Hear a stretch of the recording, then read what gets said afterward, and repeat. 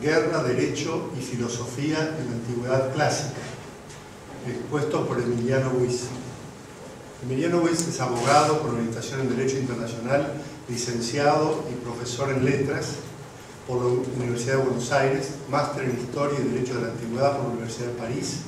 y doctor en Letras Clásicas summa cum laude por la UBA. Fue becario de la Unión Europea, ha realizado estancias postdoctorales en la EGS de París, en Max Planck Institute de Frankfurt, y está cursando el programa de postdoctorado en la Facultad de Derecho de la UBA. Es profesor adjunto regular de Derecho Internacional en la Facultad de Derecho y dirige un proyecto sobre la regulación de la guerra en la historia del Ius Gentium, así como en la Universidad del Centro de la Provincia de Buenos Aires. Además, es docente de griego en la Facultad de Filosofía y Letras de la UBA, donde codirige un proyecto y es profesor de la maestría en estudios clásicos. Fue docente de la Escuela de Defensa Nacional y asesor jurídico de la DIGAN en nuestra Cancillería. Se desempeña actualmente como investigador de carrera del CONICET, es investigador permanente del Instituto Ambrosio Gioja,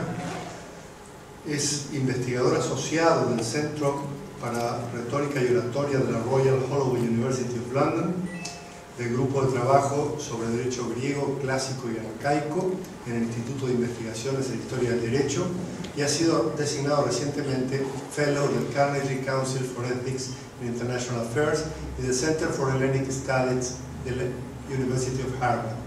Actualmente es coordinador de la maestría en Relaciones Internacionales de la UBA. Además de todo esto, es autor, coautor y editor de numerosos libros y artículos sobre historia del derecho internacional y derecho griego clásico. Sin más, lo escuchamos hablar entonces sobre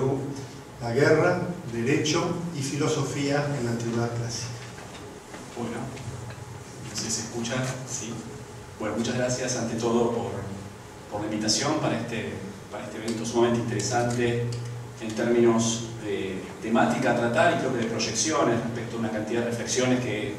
me imagino podrán hacerse durante las exposiciones y quizás incluso después en el debate. Cuando con Alberto Dojas surgió la idea incluso de pensar algún evento vinculado con la guerra, el derecho y la historia, en particular nos pareció interesante abarcar desde la antigüedad hasta tiempos modernos y contemporáneos. Y en particular, en mi caso, dada mi formación y mis estudios previos, decidí encarar esencialmente y de modo un poco genérico la problemática de la guerra, el derecho y la filosofía en la antigüedad clásica. Por la antigüedad clásica, en particular, voy a trabajar básicamente en la antigüedad grecorromana, que es de donde existen mayores fuentes quizás para poder reconstruir alguna de estas temáticas. Lo que me parecía interesante plantear en un comienzo tiene que ver con la crítica bibliográfica e historiográfica respecto de la regulación de la guerra en el mundo antiguo. Y lo cierto es que esta discusión, yo diría que va de la mano de una discusión quizás un poco mayor, que tiene que ver con la existencia de normas que regulaban las relaciones entre las comunidades políticamente organizadas del mundo antiguo. Sean estas las poleis del mundo griego, término muy difícil de traducir a una lengua moderna, en general los textos hablan de ciudad-estado, pero esto implica también una toma de posición. Lo cierto es que en el mundo griego y en el mundo romano existen relaciones y vínculos muy estrechos entre estas comunidades organizadas que generaban algún tipo de vínculos de carácter religioso, político e incluso jurídico. Sin embargo, la mayor parte de la bibliografía suele negar la existencia de un derecho internacional en el mundo antiguo. En el año 1946, un profesor argentino, Luis Moreno, publicó en la Facultad de Derecho de la UBA un libro sobre los orígenes del derecho internacional antes de la era cristiana, y básicamente él dividió la crítica hasta el momento en tres grandes grupos. Por un lado los negacionistas, por otro lado los afirmacionistas y, como siempre, la postura ecléctica. Pero lo interesante es que, si uno revisa la bibliografía publicada en los últimos años, lo cierto es que la gran mayoría circula por el negacionismo, es decir, en el mundo antiguo no se identifica la existencia de un derecho internacional. Ustedes tienen ahí una cita de un profesor de Luxemburgo, François Laurent, que escribió una enorme obra sobre historia del derecho de gentes, en cuyo primer tomo él ya toma partido respecto de la existencia de regulaciones interestatales en el mundo antiguo. Y él dice que, dado que los pueblos antiguos estaban en un estado falsamente llamado natural, existía una guerra de todos contra todos y por lo tanto esto negaba toda posibilidad de la existencia de un derecho de gentes. Para que ustedes vean hasta qué punto esta posición sentó una doctrina muy fuerte en el ámbito de los estudios historiográficos,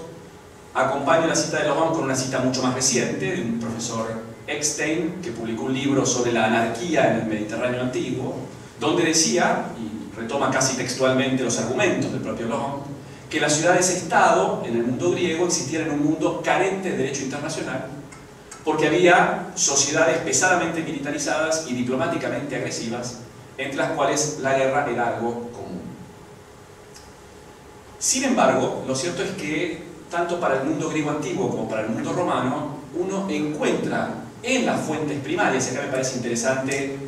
destacar lo que a mí me parece es la manera correcta de hacer un poco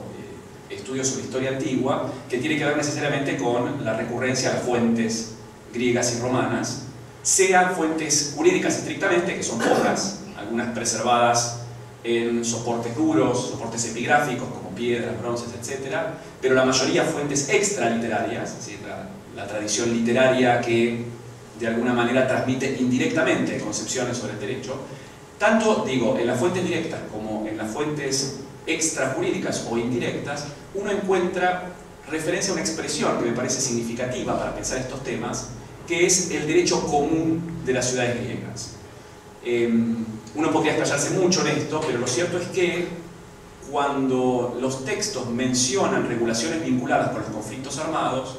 lo cierto es que rara vez hacen referencia a los derechos específicos e internos de cada una de las poleis involucradas.